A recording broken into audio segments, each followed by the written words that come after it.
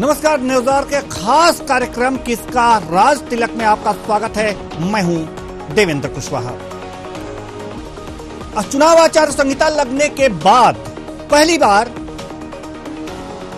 राहुल गांधी, कांग्रेस नेता राहुल गांधी मध्य प्रदेश के विंध्य क्षेत्र के व्यवहारी में एक जनसभा को संबोधित किया है।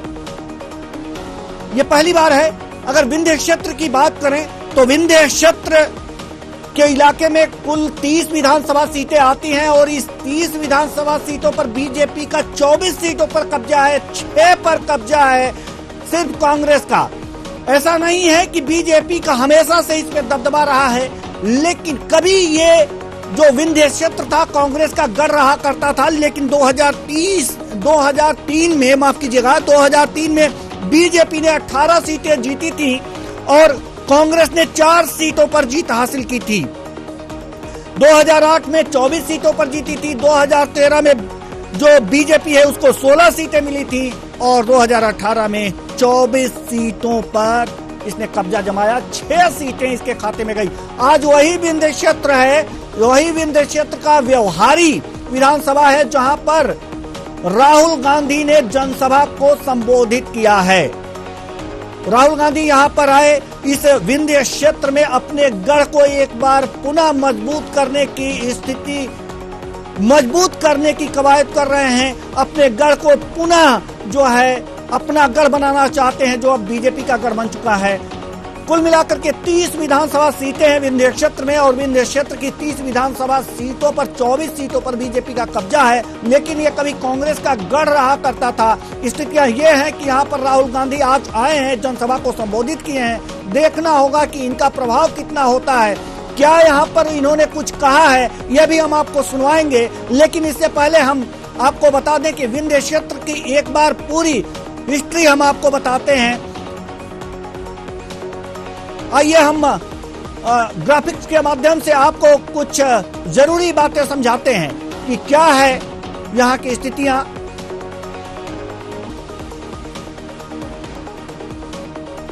तो विंध्य क्षेत्र के इलाके में 30 सीटें आती हैं, जैसा कि मैंने आपको बताया है। इन 30 सीटों में 24 सीटों पर 2018 के चुनाव परिणाम बता रहे हैं कि 24 सीटों पर बीजेपी का कब्जा है, 4 सीटों पर कांग्रेस का कब्जा है। कभी कांग्रेस का गढ़ था विंध्य क्षेत्र, आपको बता दें, लेकिन अब बीजेपी का है। अब यहाँ बीजेपी का दबदबा है। ये ग्राफिक्स के माध्यम से हम आपको बता रहे हैं। 2003 में बीजेपी ने 18 सीटें जीती थी और कांग्रेस ने 4 सीटों पर जीत हासिल की थी। ये विंध्य क्षेत्र है। 2008 में बीजेपी ने 24 सीटों पर अपना कब्जा जमाया था। 2 सीटों पर सिमट कर रह गई थी कांग्रेस। अगर जो बसपा ने 3 सीटें जीती थी, 2013 की बात करें तो बीजेपी को 16 सीटें मिली थी और कांग्रेस को 12 और बसपा को 2 सीटें मिली थी। ये स्थितियां हैं।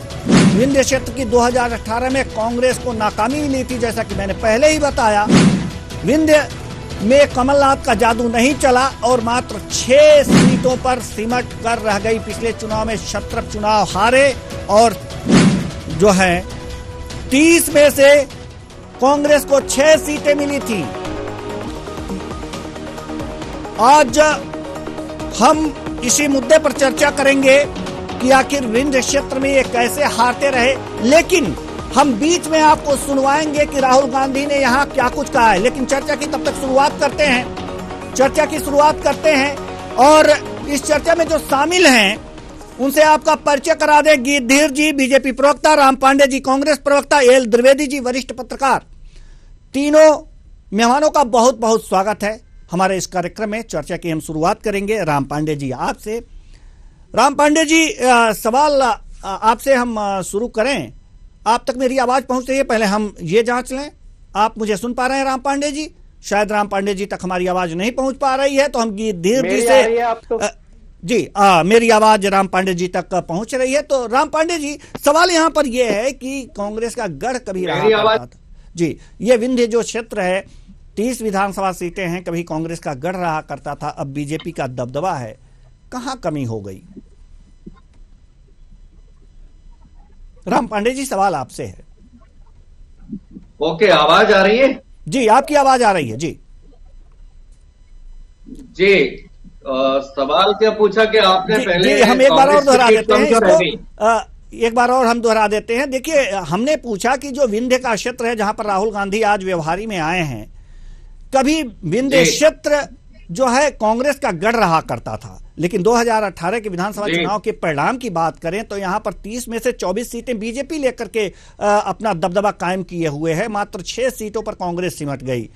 आखिर कमी कहां रही?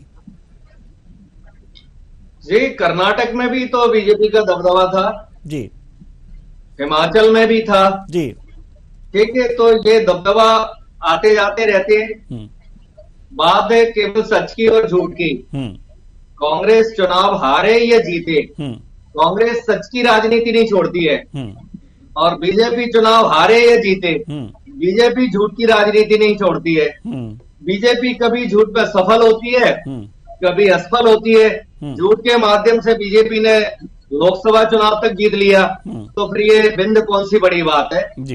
लेकिन हमेशा कहते हैं कि झूठ का पर्दाफाश होता है। हम्म पर्दाफाश होने में समय लगता है। हम्म कभी 5 साल लगते हैं, कभी 10 साल लगते हैं, कभी 2 साल लगते हैं, कभी 20 साल लगते हैं। हम्म तो अब मध्य प्रदेश की जनता हो या देश की जनता हो, भारतीय जनता पार्टी के लगातार जो झूठ सामने आ रहे हैं, हम्म अब जनता ने मन बना लिया है कि परिवर्तन चाहिए। हम्म बहुत बर्दाश्त कर लिया। झूठ, बेरोजगारी, मक्कारी, महंगाई, गरीबी, कुपोषण, हम्म आदिवासियों के ऊपर पेशाब करना, महाकाल लोक की मूर्तियां तोड़ना, हम्म 12 साल की बच्चियों हम्म भी सुरक्षित नहीं है। हम्म तो बेरोजगारी की हद हो चुकी है। हम्म महंगाई तो विंध्य क्षेत्र में भी है, हम्म ग्वालियर क्षेत्र में भी है, महाकौशल में भी है। हम्म, महंगाई से कोई क्षेत्र नहीं बचा है। जी। फिर इस बार की तो लड़ाई बड़ी अजीब है। हम्म मोदी जी शिवराज को हराना चाहते हैं, शिवराज मोदी को हराना चाहते हैं, हम्म शिवराज नरेंद्र सिंह तोमर कैलाश विजयवर्गीय को हराना चाहते हैं, कैलाश विजयवर्गीय नरेंद्र सिंह तोमर शिवराज को हराना चाहते हैं, सिंधिया नरेंद्र सिंह तोमर को हराना चाहते हैं, तो जी, नरेंद्र सिंह तोमर सिंधिया को हराना चाहते हैं। हम्म। बीजेपी आपस में एक दूसरे को हराने में लगी हुई है। और बीजेपी का कार्यकर्ता भी महंगाई बेरोजगारी नहीं, से तो त्रस्त है। ये जो बातें हैं ना बीजेपी सर, का राम पांडे जी, कार्यकर्ता राम भी ये पांडे चाहता है जी, कि अब बीजेपी चली जाए। तो ये तो कांग्रेस का काम आसान हो गया। तो फिर आप तो निश्चिंत रहिए, अब तो आपका बिना मेहनत के ही सारे फल मिल जाएंगे। चलिए ठीक है, हम आपके पास आएंगे राम पांडे जी।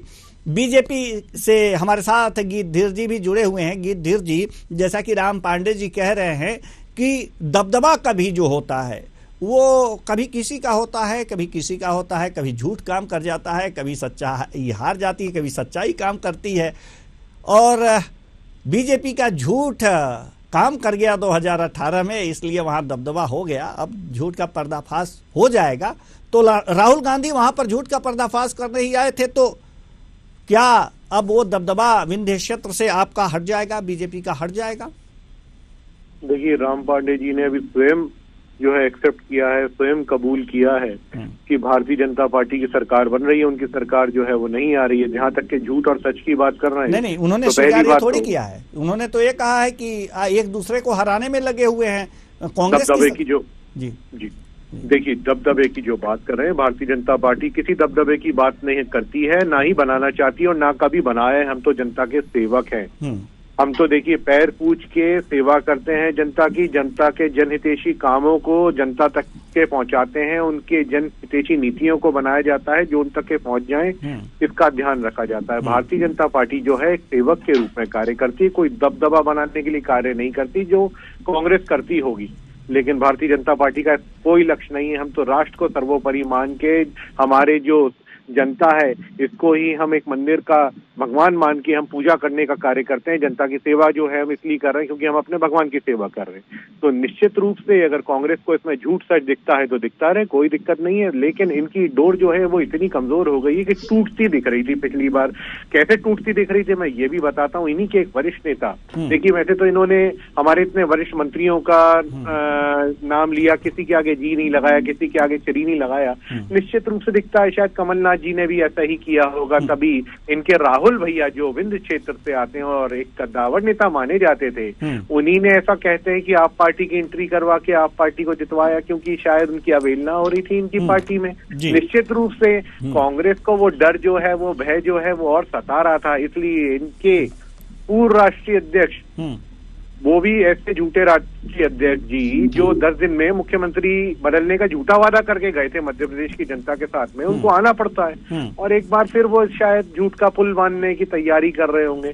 लेकिन ये मध्य प्रदेश की धरती है, मेरे देश में कहीं भी चले जाएं राहुल गांधी जी, ये बात तो समझ लेगा, मध्य प्रदेश की जनता तो बेहद समझदार है, लेकिन देश में अब तो कहीं भी आपको एक्सेप्टेंस नहीं मिलेगी। और कल राहुल गांधी ने खुद कबूल किया है, श्रीमान राहुल गांधी जी कल खुद कह चुके हैं कि उनकी सरकारें जो है 3 राज्यों में नहीं आ रही, मध्य प्रदेश का शायद आज वो जाने के बाद में कबूल कर लेंगे कि यहाँ पे भी नहीं आ रही है। तो निश्चित रूप से कांग्रेस को आवश्यकता है अपने अंदर झांकने की, अपना अस्तित्व पहचानने की और उनका लक्ष्य तय करने की।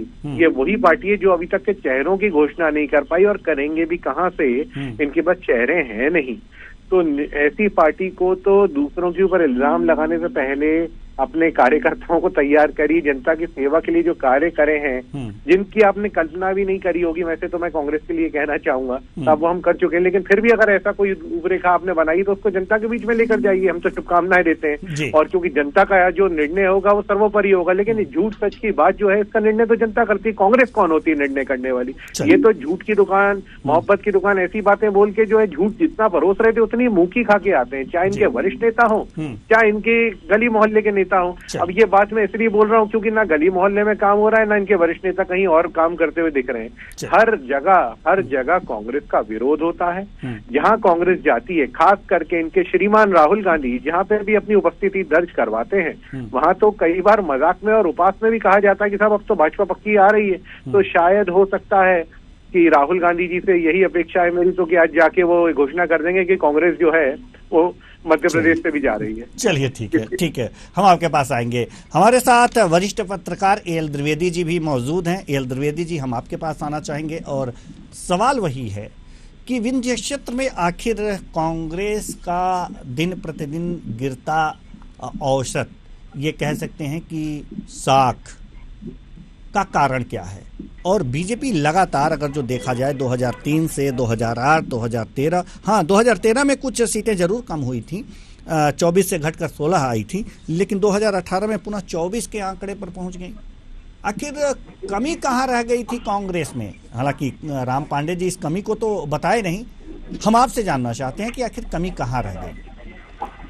देखिए, निश्चित तौर से विंध्य की जो राजनीति है बहुत ही महत्वपूर्ण राजनीति वो भूमिका के मध्य प्रदेश में निभाती है। और अगर हम बात कर लेते हैं विंध्य में, तो अभी आपने देखा होगा कि जिस प्रकार से रीवा में जिस प्रकार से आपने देखा होगा भाजपा की बहुत कम सीटें आई वहां पर, और अब अगर देखते हैं तो विंध्य प्रदेश एक बहुत ही अहम राजनीति के रूप में माना जा रहा है। इसको लेकर के ही जिस प्रकार से आज राहुल गांधी की रैली ब्योहारी जिले में हुई है, क्योंकि कहीं ना कहीं वहां पर जो आदिवासी बेल्ट है वो बहुत बड़ा बेल्ट है और एक बड़ा वोट बैंक है, और दोनों ही राजनीतिक दल चाहते हैं कि वहां से जो आदिवासी का जो वोट है और जो वोट प्रतिशत है वह कहीं ना कहीं वहां पर पड़े। दूसरी ओर अगर हम बात कर लेते हैं विंध्य की राजनीति में, तो अब जो राजनीति है वह विंध्य की पूरी तरीके से बदल गई है, क्योंकि कहीं ना कहीं जिस प्रकार से अभी आपने पूर्व में देखा होगा एक जो कांड हुआ था सीधी में, और वहां पर काफी रोष व्याप्त हुआ था लोगों का, और उसके बाद ब्राह्मण वहां से कहीं ना कहीं नाराज नजर आ रहे थे। इसको लेकर के अभी आपने देखा होगा मंत्रिमंडल का विस्तार हुआ और आनंद फानन में कहीं ना कहीं राजेश शुक्ला को जनसंपर्क का मंत्री बनाना पड़ा।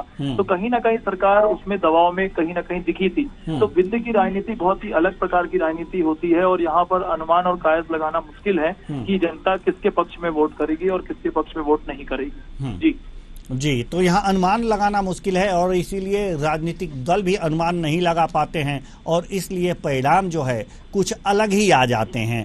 हम राम पांडे जी आपके पास आना चाहेंगे, लेकिन इससे पहले हम ग्राफिक्स के माध्यम से आप सबको ये बताना चाह रहे हैं कि राहुल गांधी ने जो व्यवहारी में अपनी जनसभा को संबोधित किया था उसमें क्या कुछ कहा, इस ग्राफिक्स के माध्यम से हम आपको बता रहे हैं। विंध्य के इलाके में आती है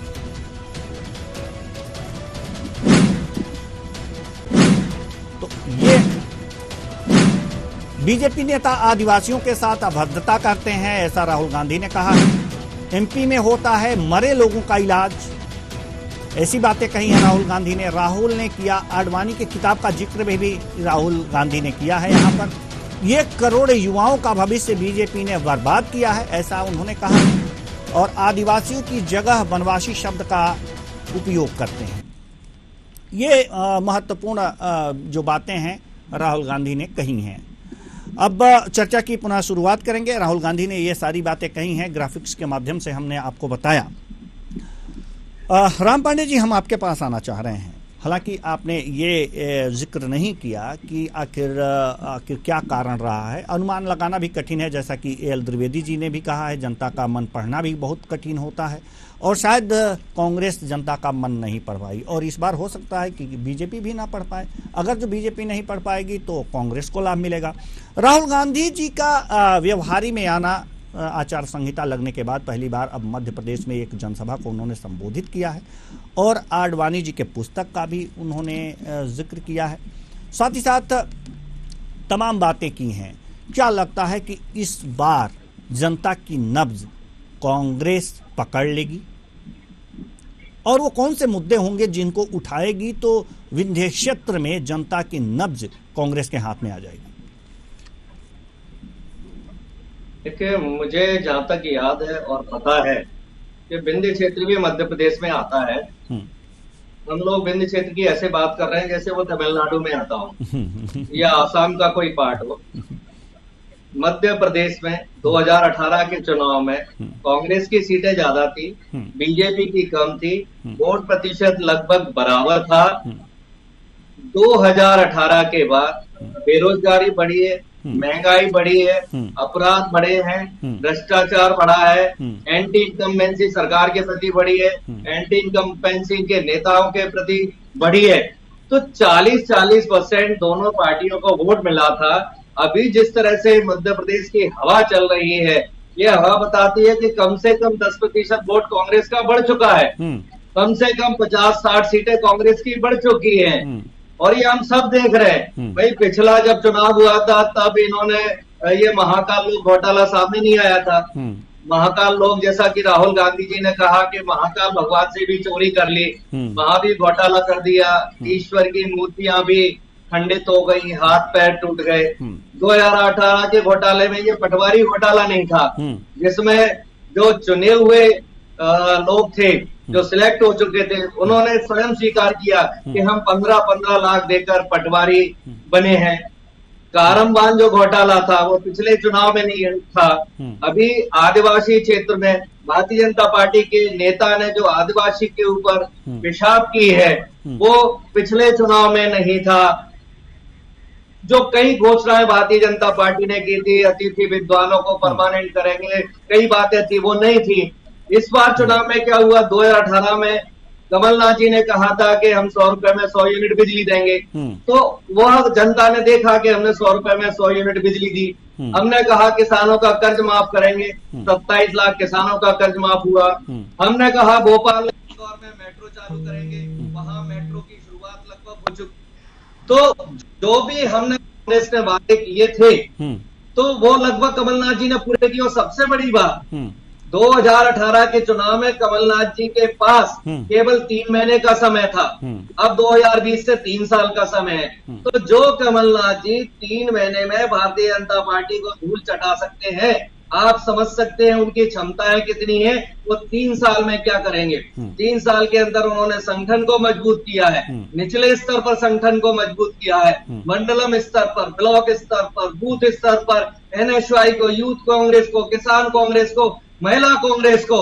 आज हमारा कार्यकर्ता घर घर जाकर भारतीय जनता पार्टी की पोल खोल रहा है, उनके 250 घोटाले गिना रहा है, और जो कमलनाथ जी ने जो काम किए हैं वो जनता को पता चला है। और राहुल गांधी जी ने जनगणना की भी बात की है। राहुल गांधी जी ने कहा है कि भाई एक माँ के 4 बेटे हैं, सवर्ण है, दलित है, एससी है, एसटी है, ओबीसी है, तो चारों बेटों को बराबर से देखा जाए ना। भाई एक बेटे ओबीसी के साथ अत्याचार क्यों हो रहा है? तो उन्होंने जनगणना की बात कही है। कि ओबीसी के साथ भी इंसाफ किया जाए, उनको भी उनका अधिकार मिले। आज देश में आर्थिक स्थिति देख लीजिए, शहर के आप 100 अमीर देख लीजिए, आपको ओबीसी और SC/ST के नहीं मिलेंगे। देश के आप 100 अमीर देख लीजिए, उसमें SC और ओबीसी के नहीं मिलेंगे। देश की 100 टॉप मोस्ट कंपनियां देख लीजिए, उसमें SC/ST और ओबीसी की कंपनी नहीं मिलेंगे। तो उन्होंने ये कहा कि सबको न्याय मिले, सारे हमारे देश के लोगों को न्याय मिले और जनगणना को। भारतीय जनता पार्टी क्या कह रही है कि ये कांग्रेस पाप कर रही है, मतलब ओबीसी को न्याय दिलाना भारतीय जनता पार्टी कह रही है पाप है ये, आदिवासियों को न्याय दिलाना भारतीय जनता पार्टी कह रही है ये पाप है। भारतीय जनता पार्टी उनको कहती है बनवासी है, इनकी जगह केवल जंगल में है, इनकी जगह शहर में नहीं है। भाई जब आदिवासी का मतलब है कि ये हमेशा से रहते हुआ है, अनंत काल से रहते हुआ है, इनका सब जगह पर अधिकार है। ऐसा नहीं कि केवल इनका वन पर अधिकार है या केवल ये वन में रहेंगे और भारतीय जनता पार्टी उनका वनवासी कहकर उनको अपमानित कर रही है। तो राहुल गांधी जी ने कहा तो शायद अब मोदी जी की अकल में थोड़ा बहुत आया, क्योंकि पढ़ाई तो उनकी पता नहीं कैसे हुई है, तो वो भी अब आदिवासी कहने लगे, वनवासी उन्होंने कहना छोड़ दिया है। तो वित्तीय क्षेत्र की बात हो या मध्य प्रदेश की बात हो, सब जगह महंगाई, बेरोजगारी, भ्रष्टाचार, गरीबी, कुपोषण, अपराध, नफरत, हिंसा, डर, पुलिस प्रशासन, पैसा, मध्य प्रदेश में सब जगह एक ही बात है। इसलिए भारतीय जनता पार्टी का दुपड़ा साफ हो रहा है। चलिए ठीक है, गिरधर जी जवाब दीजिए जल्दी से, उसके बाद हम राहुल गांधी की कुछ जो है बातें सुनवाएंगे। गिरधर जी जल्दी से। देखिए, जैसी बचकानी बातें इनके नेता राहुल गांधी करते हैं, जो अभी प्रेस कॉन्फ्रेंस में ये बात बोलते हुए दिखाई दे रहे थे कि पत्रकार की तो जाति होती है लेकिन कैमरामैन की नहीं। खैर, इन बचकानी बातों पे क्या ध्यान देना, लेकिन ओबीसी की जो बातें राम पांडे ने करी हैं उसके ऊपर मैं जरूर आपको ध्यान और जनता का ध्यान जो है आकर्षित करना चाहूंगा। देखिए, आजादी के बाद से इनका ओबीसी प्रेम की सच्चाई, असली सच्चाई दिखाता हूं इनके, क्योंकि झूठ की दुकान ये जो लेकर चल रहे हैं। देखिए, कांग्रेस वर्किंग कमेटी में 19% जो है ओबीसी सदस्य हैं, लेकिन उन्होंने एक भी सीएम नहीं दिया ओबीसी का, जबकि भारतीय जनता पार्टी ने जो है 3 सीएम है, 4 में से जितने दिए हैं वो सबको मालूम। आपके 10 में से केवल 1 सीएम है, जो है आपके 10 में से 1 सीएम है, हमारे 4 में से 3 सीएम है। राम पांडे सरासर झूठ मत बोलिए। दूसरे के समय में अतिक्रमण नहीं करते, चेक करा लीजिए, मुझे जनता सुन रही है, जनता चेक कर ले, हमारे 4 में से 3 ओबीसी है। राम पांडे अपने समय में बोलो, केवल एक है। दुकान अपने घर में खोलो। गिरधर जी घर में शब्दों की मर्यादा बनी रहे। गिरधर जी शब्दों की मर्यादा बनी रहे, कृपया जी। राम पांडे, जनता के बीच में यहाँ पर हमें समझ पे अतिक्रमण नहीं करना है।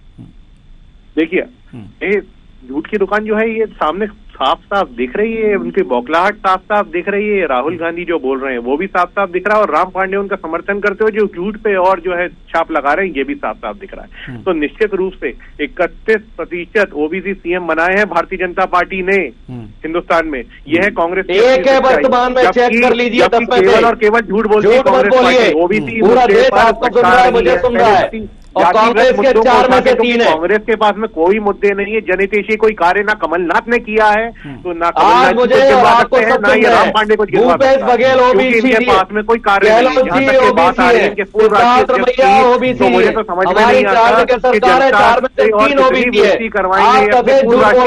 आखिरकार जब जब ये जाता है लोग धक्के मार मार के घर से निकालते हैं। कांग्रेस का ये हाल हो गया है, आप करने की जो बातें की जा रही है अपमान कर रहे हैं, तो इनका कोई चूर चूर होता दिख रहा है। आपने उमा भारती को एक साल में हटा दिया, आपने कुछ महीनों में बाबू गौर को हटा दिया, 2 मुख्यमंत्रियों का आपने सरासर अपमान किया।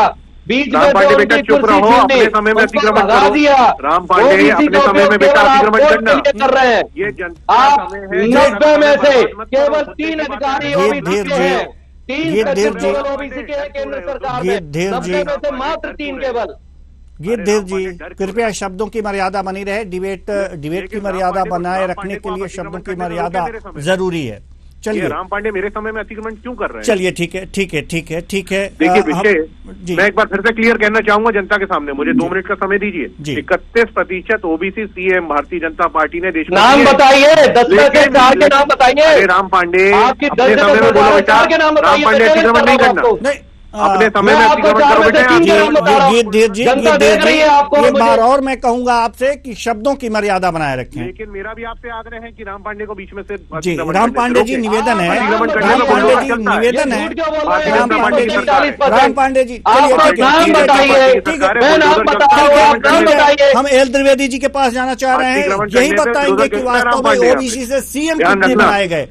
ठीक है, एल द्विवेदी जी किस पार्टी ने ओबीसी से सबसे ज्यादा सीएम बनाए हैं, आपको पता देखिए होगा। ये तो अभी आंकड़े देखने पड़ेंगे, जी। लेकिन कहीं ना कहीं जो दोनों राजनीतिक दल है वह कहीं ना कहीं अब ओबीसी की राजनीति कर रही है।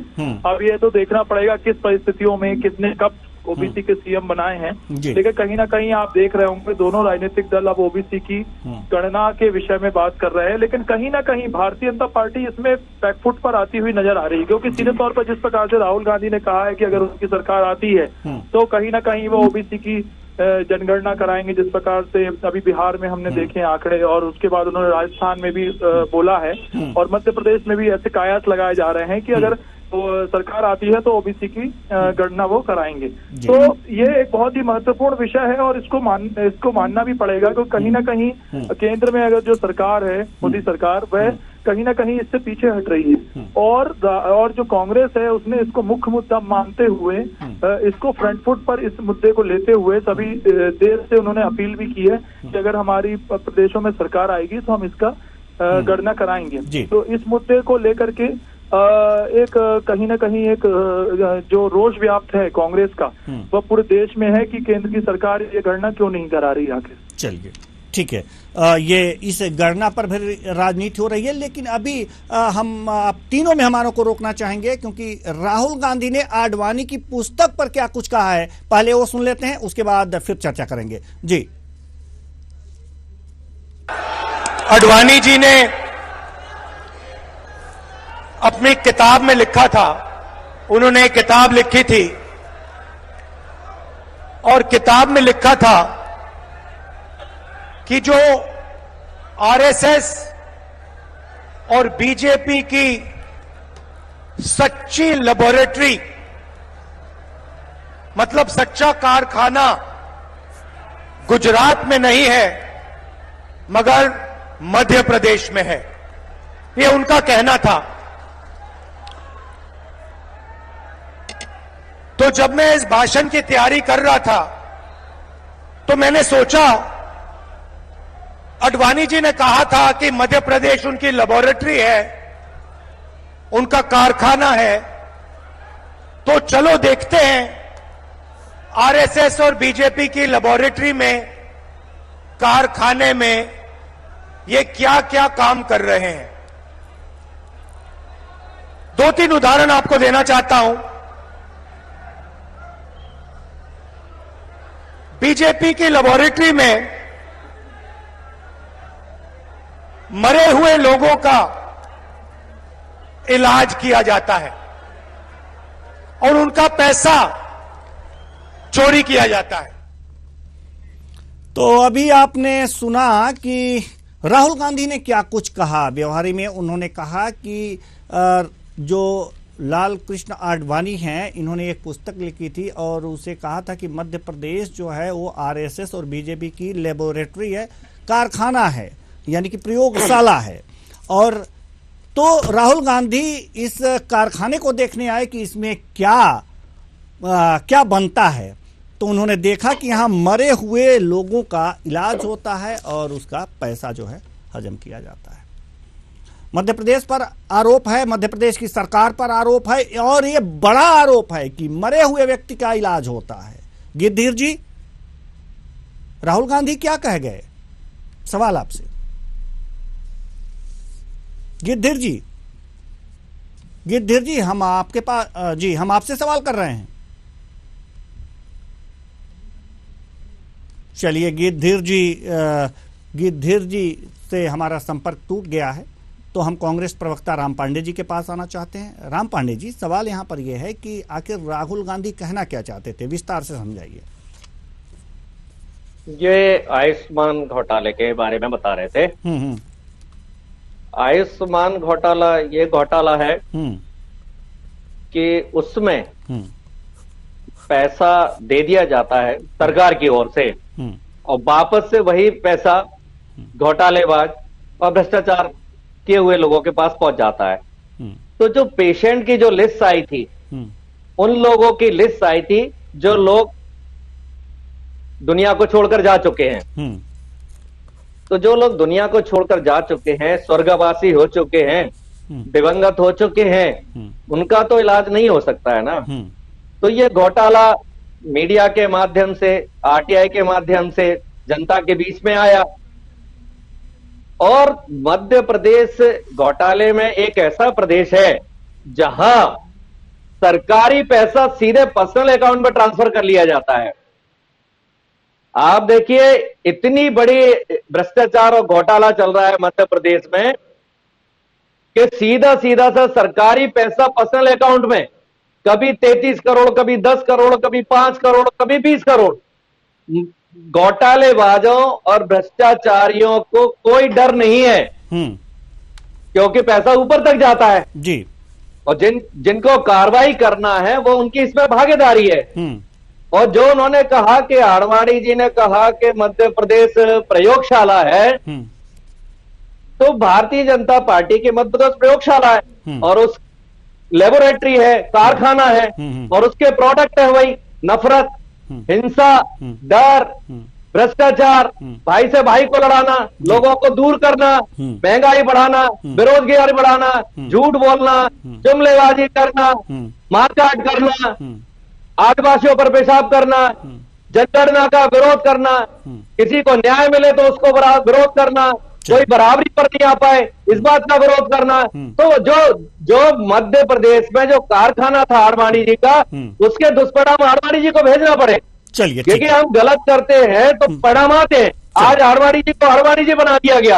ऐसे भारतीय जनता पार्टी का हर नेता एक न एक दिन आडवाणी बनेगा। चलिए, क्योंकि झूठ की दुकान ज्यादा नहीं चलती है, उसको बंद होना ही है। मोहब्बत की दुकान होती है, वो परमानेंट होती है। मोहब्बत की दुकान हजारों लाखों साल से चल रही है और आगे भी हजारों लाखों साल तक चलेगी। लेकिन नफरत की दुकान कुछ समय के लिए चलती है। तो इसके लिए भारतीय जनता पार्टी की जो नफरत की दुकान है, बंद हो रही है, खुल रही है, बंद हो रही है, खुल रही है। अब समय आ गया है मध्य प्रदेश में और देश में इसे परमानेंट बंद करने का। जनता चाहती है कि अब ये दुकान नफरत की परमानेंट बंद होनी चाहिए। ठीक है। चूंकि गीत धीर जी से हमारा संपर्क टूट गया है और इसकी प्रतिक्रिया तो हम उनसे भी लेते, लेकिन वो नहीं है। हम एल द्विवेदी जी के पास जाना चाहेंगे। आयुष्मान घोटाले की जहां तक बात राम पांडे जी ने कही है, जी, आयुष्मान घोटाले की बात में कितनी सच्चाई है? मरे हुए लोगों का इलाज होता है, ऐसा राहुल गांधी जी ने कहा है। जी, हम आपसे जानना चाहते हैं स्थितियां क्या हैं, जो क्लियर स्थिति हो। द्विवेदी जी, द्विवेदी जी, तो चलिए, एल द्विवेदी जी भी हमारे से हमारा संपर्क नहीं हो पा रहा है। तो एक और राहुल गांधी जी ने एक और बात कही है वनवासियों के बारे में। जी, क्या कुछ कहा है, सुनिए आप। जी,